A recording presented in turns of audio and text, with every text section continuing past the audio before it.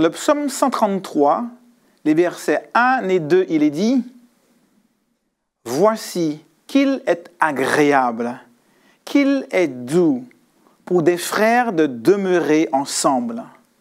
C'est comme l'huile précieuse qui, répandue sur la tête, descend sur la barbe d'Aaron. » Nous avons là une comparaison entre, d'une part, l'amour fraternel et de l'autre, l'huile qui est répandue sur la tête et coule sur la barbe d'Aaron.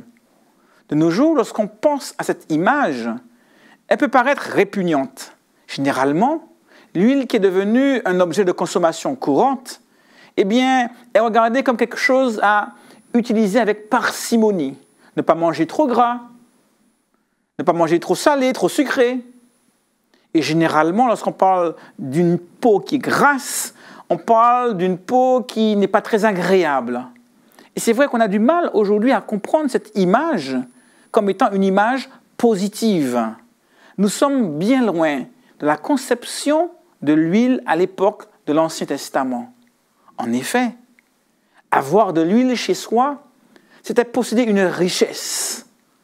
Et tout le monde aspirait à avoir de l'huile en abondance pour cuisiner, pour pouvoir agrémenter les repas.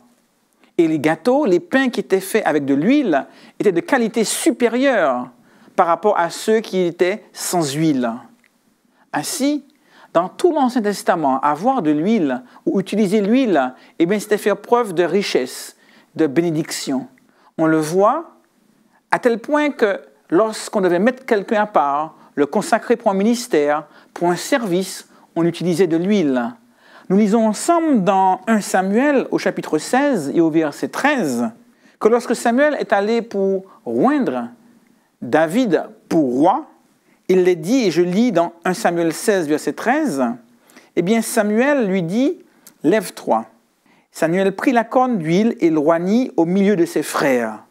Et le texte poursuit en disant, « L'Esprit de l'Éternel saisit David. » Et à partir de ce jour et dans la suite, on voit ici l'huile qui est le symbole de la réception de l'Esprit de Dieu. Cette huile versée sur la tête, eh bien, qui symbolisait la présence de l'Esprit de Dieu, ce Dieu qui veut bénir, qui veut accorder toutes ses bénédictions, toutes ses richesses à celui qui en est l'objet.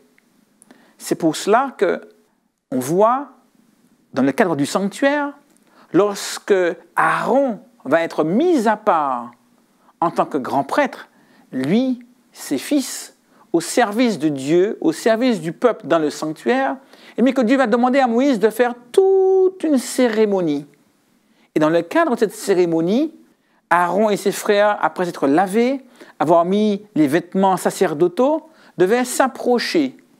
Et Moïse était amené à oindre l'huile, à verser de l'huile sur la tête d'Aaron, avec abondance.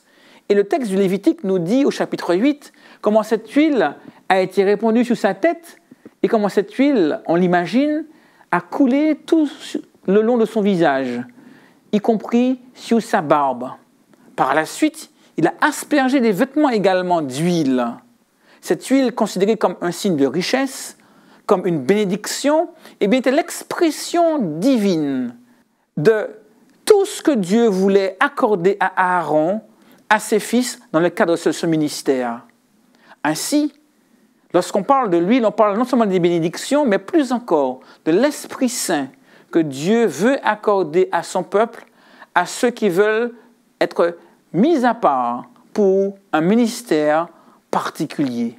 Même dans le Nouveau Testament, on va voir que l'huile sera apposée sur le front de ceux qui réclament la guérison de la part de Dieu. Nous sommes tous, comme Aaron, appelés à réclamer de Dieu son Esprit Saint.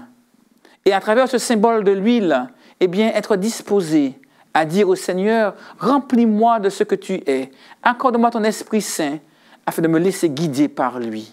Je vous invite à prier en ce sens. Notre Dieu, notre Père Céleste, tu l'as promis.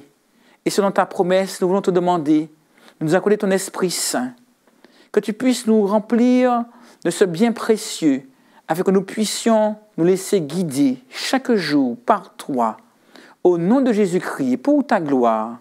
Amen.